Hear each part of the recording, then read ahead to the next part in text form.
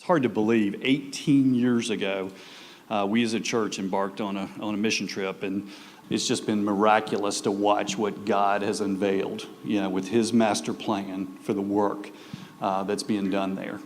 In the beginning, we thought we were simply being called down there to serve and really help with construction at the church, and we were, because they needed the exterior walls finished on the church. They needed classrooms. They needed the apartment in the second floor where the minister now lives.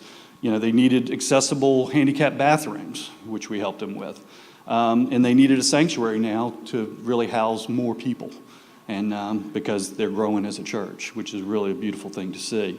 And, while that's all important, what we didn't realize is what God was planning.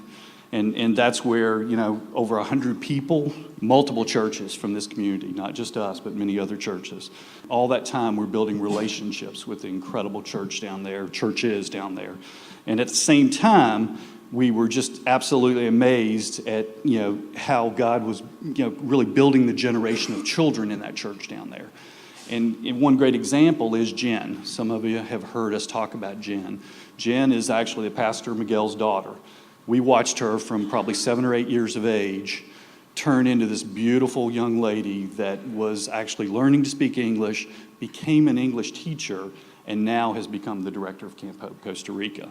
And nobody does that but God, right? I mean, what a miracle for her to have been in that church.